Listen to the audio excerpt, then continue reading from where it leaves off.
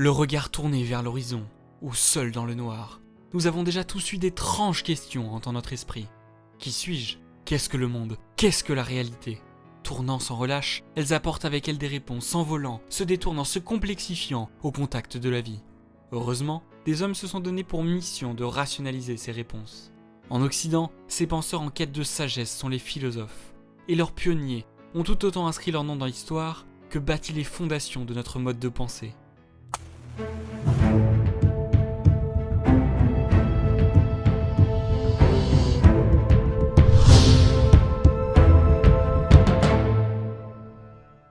En réalité, il est impossible de trouver le point de départ exact de la philosophie.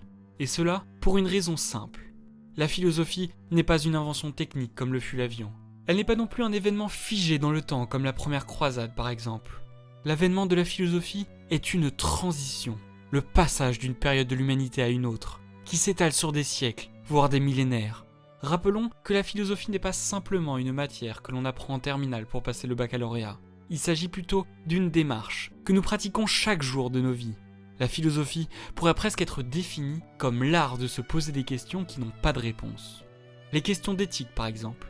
Nous faisons chaque jour face à des dilemmes éthiques, auxquels nous apportons chacun une réponse qui nous est propre, fruit de notre culture et de notre réflexion. En ce sens, la philosophie est bien antérieure aux philosophes. Trouver leur avènement est donc bien plus aisé, puisqu'elle est le résultat de conditions sociales et matérielles favorables. Traditionnellement, les livres d'histoire indiquent que la philosophie est née en Grèce antique. En effet, entre le 6e et le 4e siècle avant Jésus-Christ, cette société développe un système politique, l'oligarchie, dans lequel le pouvoir appartient à un petit nombre d'individus. Elle repose principalement sur le travail des esclaves, ce qui libère du temps pour les individus privilégiés. Ces derniers vivent dans des conditions matérielles qui leur permettent de se livrer à des activités désintéressées, au sens où ce n'est pas l'utilité immédiate qui est visée, comme la science ou la philosophie. Les plus anciennes traces sont donc retrouvées dans les colonies grecques, plus précisément dans le sud de l'Italie et à l'ouest de la Turquie actuelle. Elles sont celles du mouvement présocratique. Et parmi eux, les plus célèbres pour leur travail sur les triangles sont Thalès et Pythagore. Chacun des sages ayant appartenu à ce courant de pensée exposa une manière différente de percevoir le monde. Mais tous avaient une idée commune, la quête de l'origine, ce qu'ils nommaient l'arché. Thalès, par exemple, pense que l'origine de tout, c'est l'eau, tandis que pour Pythagore, l'arché, c'est le nombre. Grâce à cette origine, ils tentent d'expliquer le fonctionnement de la nature. D'autant que pour eux, affirmer ne suffit pas, il faut prouver. Et pour cela, ils usent des sciences, ce qui fait qu'ils sont souvent considérés comme des physiciens, théorisant même des notions complexes comme l'atome. Par leurs recherches, ils défrichent l'immensité du questionnement soulevé par la philosophie, et instaurent un mode de pensée bien différent de celui jusqu'alors utilisé.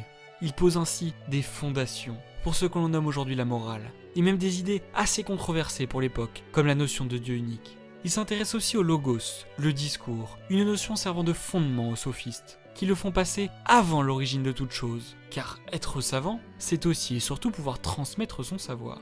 L'éloquence devient alors une part importante de la philosophie, avant de découler en ce qui deviendra l'enseignement, puis la politique. Les philosophes cherchent avant tout à rendre intelligible leur conception du monde, s'évertuant à dépasser le subjectif pour tendre le plus possible vers l'objectif. Si l'on attribue à la Grèce antique la naissance de la philosophie, c'est pour la mise en place d'une démarche. L'avènement de la philosophie est bel et bien une transition, le passage du mythe à celui de la raison. Il s'agit du moment où les hommes ont cherché à expliquer le monde, non plus à travers des histoires qu'ils façonnaient eux-mêmes, mais à travers une démarche, celle du doute. Cette transition fut très longue, et certains diront qu'elle n'est pas finie aujourd'hui. Merci à tous d'avoir suivi notre vidéo. Les sources sont dans la description pour ceux qui veulent approfondir le sujet. N'oubliez pas de mettre un pouce bleu et de vous abonner si la vidéo vous a plu. À bientôt!